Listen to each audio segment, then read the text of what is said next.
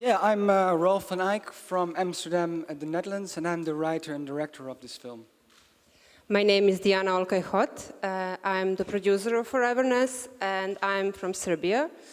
But until last year, I lived and worked in Netherlands.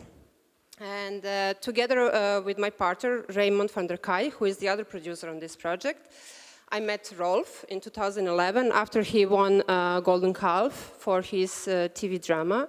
And we knew that we have to work with him together. So next year, 2012, we made a short movie. And then they started to develop Foreverness. And I was already living in Serbia, so they asked me to join the project. And I was thinking, like, what could I do? How can I help them? And how could I join? So I thought it was the project, it would be very interesting to set the story in Belgrade. And actually, it is a new Belgrade. It's a part of the city. I'll ask for the next slide so you can see where the movie is set. This is New Belgrade. So that was developed in the 60s in the social realistic, social communistic era. And yeah, it is the perfect setting for our story. Yeah, so this city is very dark and very gray and very intimate. I mean, it's not very expressive. And for me, this city represents the globalized world in a very micro level. So here in this city, everybody speaks English, but they all have different kinds of accents. And this is, sorry, I'm going to tell you something about the story, but first I'm going to tell you something about what inspired me. So next slide, please. So this is a new generation. I call them the first children of the millennials, and they have a very interesting way of expressing themselves. That's because they live their lives online, and here in this online world they can be whoever they want to be. And yeah, I ask myself, are they real or not? What is their identity? And it's very sexual and aggressive, and yeah, it really intrigues me. So what about their identity? I think that their identity isn't that much shaped by their parents, religion, or the school they went to, or their neighborhood. I think that this generation has to form their identity by broadcasting themselves and sending videos and images to their other peers. So go to the next slide. And here is this is where the story starts. We see 5 characters. We've got Kiran, Marinia, Natalie, Christopher, and Elias. And this is how we see them in their offline setting in this gray city you just saw. And they're, well, quite regular people. They're a bit extravagant, but they're quite regular. But they also live and express themselves in the online world, which you can see in the next slide. So we see them here as a total different characters. Very expressive, very colorful, sometimes dark, sometimes happy. And what happens with these people is, if we go to the next slide, I think that they are lost between worlds. This generation struggles with having to deal with multiple identities. So this is the drama of the film. And these 5 characters in this offline world, they never met each other physically, but they know each other in the online world. And because they have the feeling they feel lost, they decide to get together, to come together and form a group and share their feelings of their disrupted identity. So if we go to the next slide, they come together and they decide to make a video, just a video, like amateur video, where they express their feelings in, and it's actually a very stupid video. It's full of nonsense, very eclectic, but poetic and very expressive. And to their own amazement, this video actually becomes a major online hit. So there is an audience out there that wants to see this these kinds of expression, and they are very happy actually with it, because now they have the feeling that they are noticed, that they are seen, and that there are other people out there that have the same kind of disrupted feeling within themselves. So they start to create more videos. But with every other video they make, they have to reinvent themselves. They have to reinvent their characters in order to be original. So what happens, if you see it in the next slide, their identity changes in every other video they make. And also because they become famous, online famous, with these identities they create, ego comes into play, and they start to become more vain and more, they start to self-glorify themselves and start to change. And at a certain moment, they are so self-confident about these online characters, they feel so strongly connected as a group, that they have the guts to go out there into the analog world. Go to the next slide.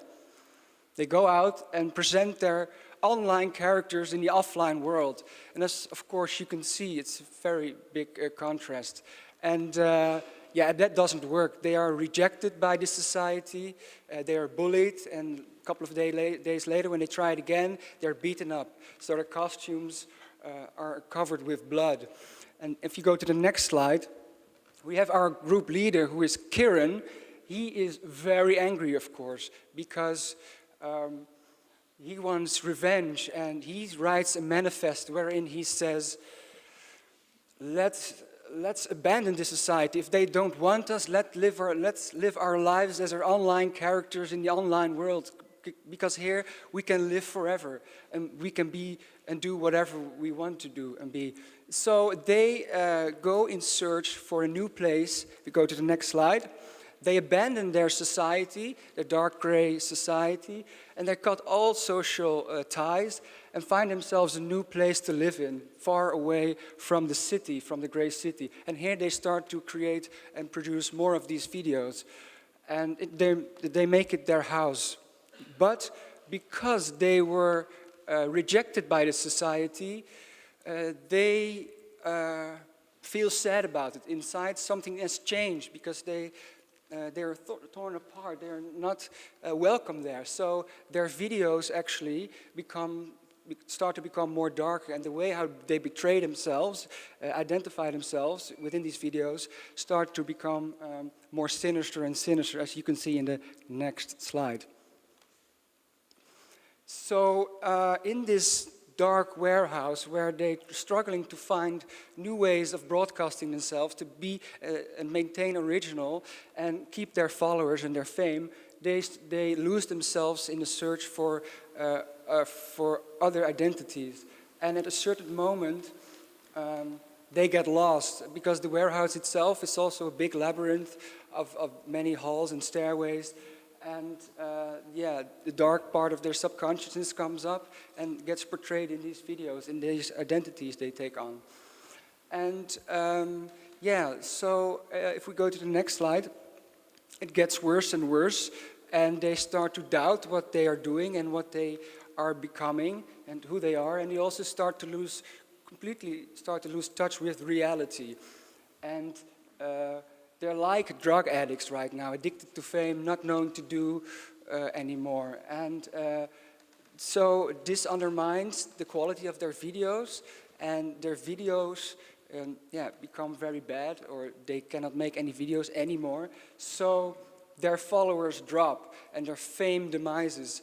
And because they're so addicted to this fame, they have to find new ways to regain their crowd, their followers, and their fame. So they start to use their own bodies as a tool of excitement, because the followers are probably interested to see such weird images.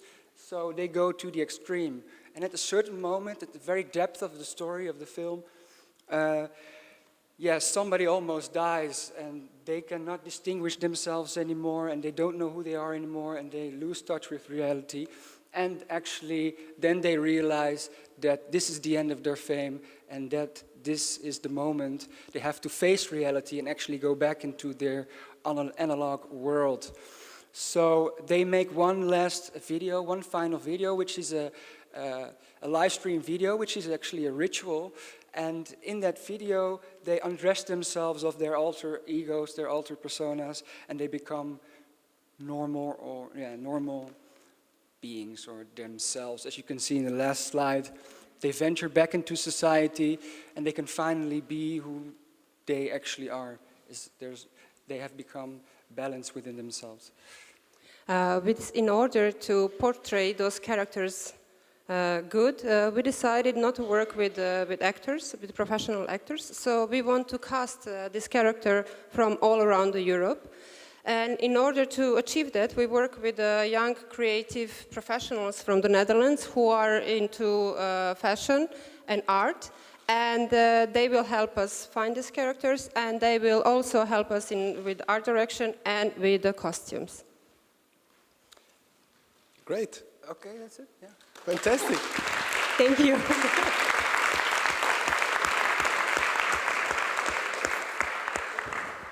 Very nice. A little long, but I think the visuals brought us into the story, so it was nice that you had a little more time. Who would like to ask them a question? Have any comments? No, I was just wondering, we never discussed it, but because it's such an online world, the world you're depicting, are you thinking of having any presence of the story itself of your film online and engaging audience to be involved with your subject and your story world online? Yeah, absolutely, but in a way to promote the film, actually. Before the film comes out, we want to create these characters in a real online world. And because they call themselves Crystal, that's the way how they call their group. And then we're going to distribute their videos, and we're going to make a personal channel and use these characters in the film to already create a sort of underground scene. Thank you very much.